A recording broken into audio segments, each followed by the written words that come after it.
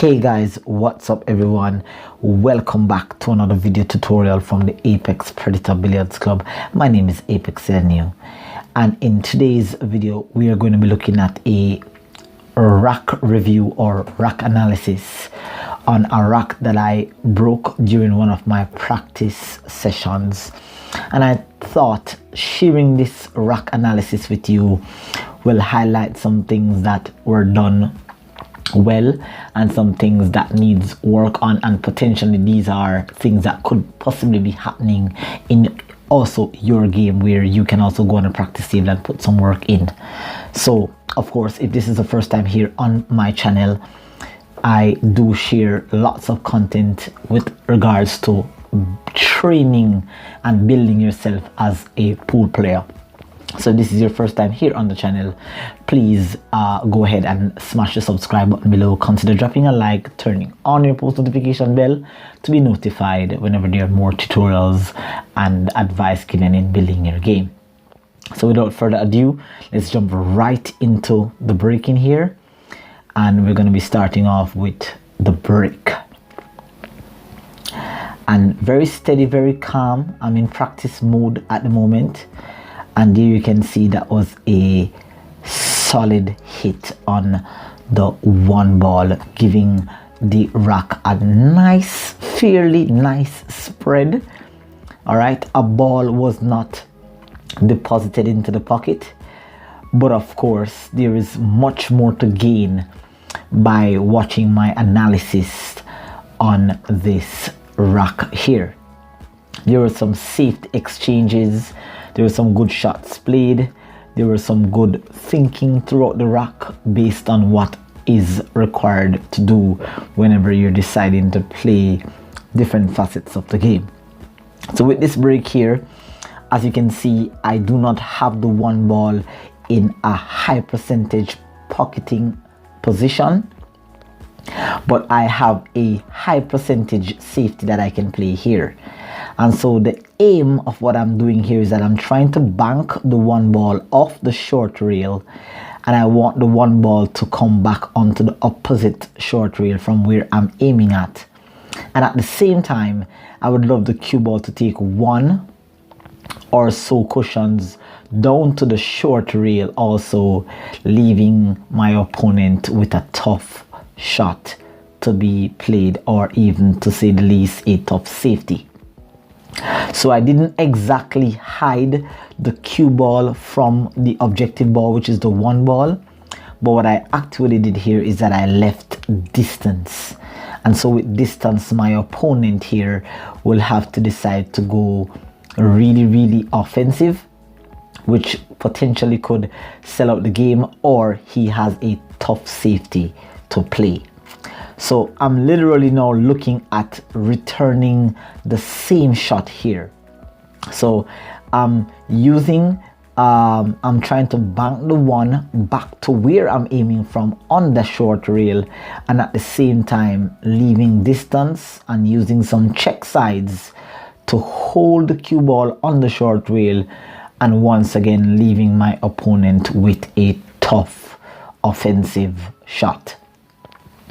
Now, if you notice here that even though the one ball looks to be in a high percentage, or a very, well, it's a reasonable pocketable position, the position after making the one to get back onto the two is not guaranteed. So therefore, it doesn't make much sense to go offensive here. It will do you more justice in terms of trying to again leave your opponent with a tough offensive opportunity.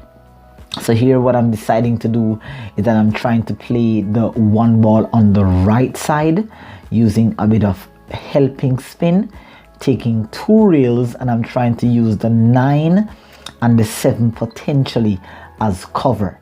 All right, I did not get either of what I intended.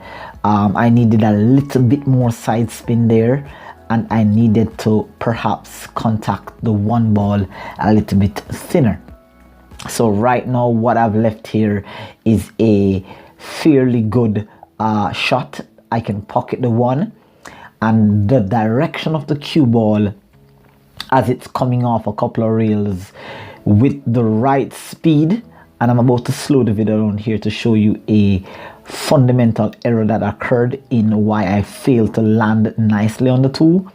Here, slowly, you can see I dropped my elbow slightly and I let go off the cue.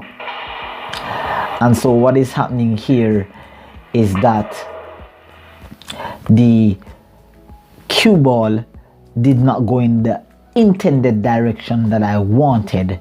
I was able to pocket the 1, but at the same time here, whilst pocketing the 1, I sort of lost the cue ball.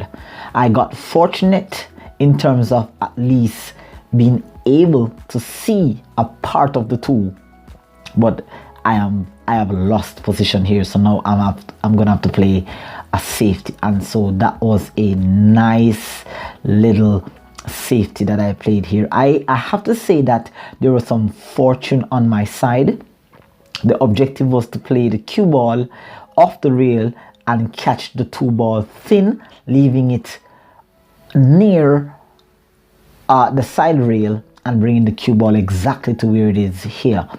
But of course the 6 ball, or pardon me, the 8 ball acted as a bit of cover, and so I was fortunate enough to get some sort of safety there.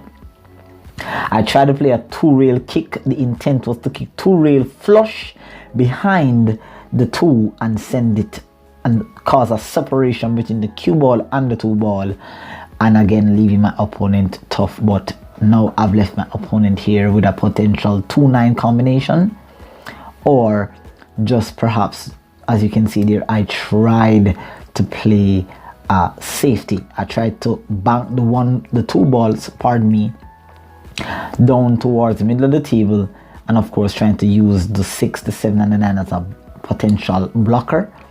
But I left myself here with a shot on the 2, which was nicely deposited into the pocket with relative easy position on the 3.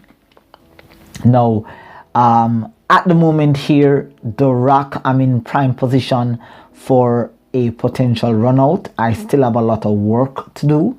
The 5 ball only has 1 pocket here, and as you can see, just a friend of mine, we were actually doing some work in the pool hall and we were training, so I had to just let him know that he was in the camera view there. But nevertheless, let's get back to the main focus of the rock.